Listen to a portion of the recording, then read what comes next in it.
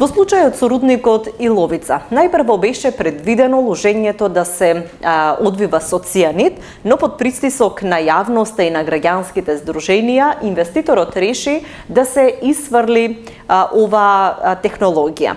Дали вие сметате дека беше погрешна стратегијата да се работи со цијанид, кој што пак од друга страна знаеме дека во многу поголем процент го одделува златото и бакарот од основната руда?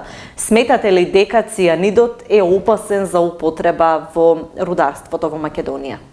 Прво, апсолутно се сложувам со вас дека е направена грешката на инвеститорите.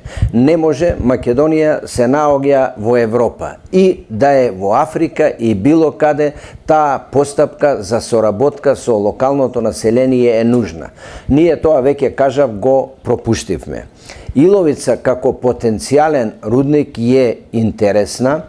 Интересна е затоа што таму се откриени релативно или точно големи рудни резерви.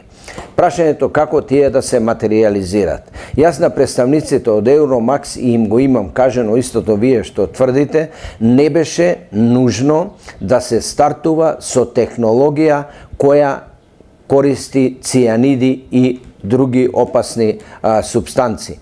Цијанидот не е забранет во Европа, но е ограничено користењето на цијанидите. Но знаете, без подготовка, без да се разјасни што е цијанид, ако на луѓето и онака на многу од луѓето им е тежок животот, уште ако се додаде дека некој ќе ги труи и спрема цијаниди без никакви образложенија, јас потпуно ги разбирам тие движења, тие невладини организации кои се побунија против тој проект. Значи, грешка е, по моје мислење, на инвеститорот. Зошто веднаш се стартуваше со таква една технологија.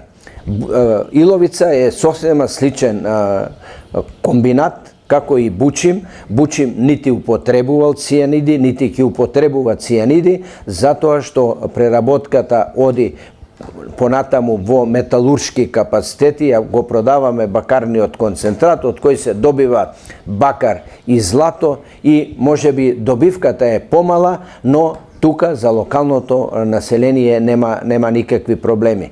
Има сигурно грешка, но веројатно ќе се согледат сите грешки и јас очекувам дека комплексот Иловица во догледно време ќе добие потребни правилни токови, како да се оди, како да ќе се најде, очекувам една равнотежа.